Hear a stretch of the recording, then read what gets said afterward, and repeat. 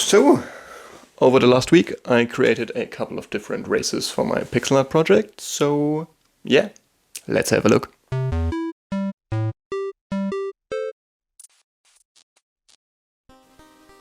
The predominant race, as far as this tale is concerned, are humans.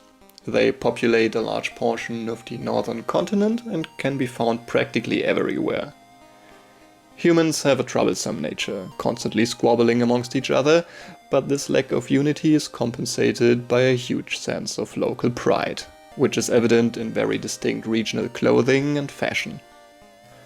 In Milago, which is where this tale begins, this is as follows.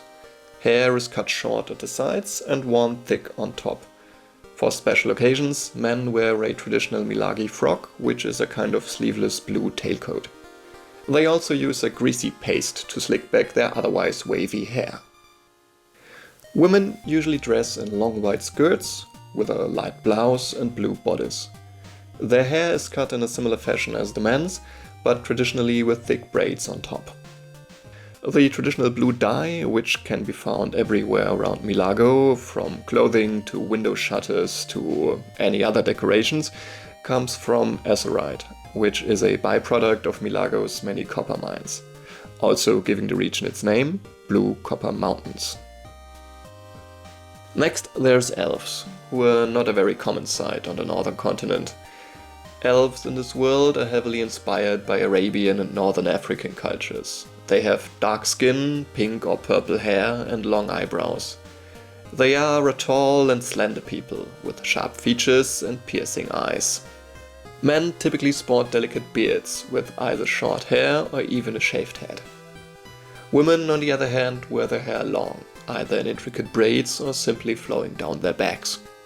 Since elves originate from a hotter climate, their clothing consists mostly of light and lofty fabrics, either in the shape of flowing robes or white trousers tied off at the ankles. Not much is known about the elves in the north, and most reports are clouded by misunderstanding and prejudice. Let's continue with dwarves. Unlike your typical fantasy dwarf, dwarves in this story are no mountain-dwelling hardy miners, but farmers who used to populate the great northern plains, growing their crops and raising ponies. But over the centuries, dwarves have been ousted by the larger and stronger humans, and due to their small build, they are often belittled and discriminated against, especially in cities, which is why they mostly keep to the countryside. Typically, they have green hair and very thick eyebrows. Male dwarves usually grow impressive moustaches, which are then waxed and twirled. Women, in turn, sculpt their hair into complex towers and hoops, almost doubling their height. Dwarves enjoy art, music, and poetry, and despite their long history of oppression, are generally considered a joyous people. Their design and culture is heavily inspired by Eastern European countries, with just a touch of your classic Scottish dwarf, in that both the men and the women usually wear skirts. Now from the smallest race to the biggest, Orcs.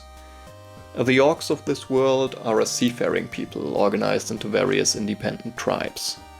They are inspired by Scandinavian cultures, or Vikings if you will, and are largely focused on trade.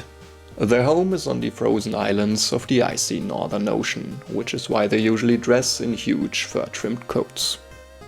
Orcs are in fact a matriarchal culture, and while the bigger and stronger females hold most of the government positions and also captain their ships, men usually stay on the islands, work the land and take care of the children. Despite their stout and imposing physique, male orcs tend to be rather academic, and there is a long scholarly tradition on the islands. Well, that's all I have for this week. Thank you for stopping by, thank you for staying until the end, and maybe you care to join me again next week. I try to do these updates every week, so yeah, maybe we'll meet again. Until then, keep you whimsy, stay creative, bye.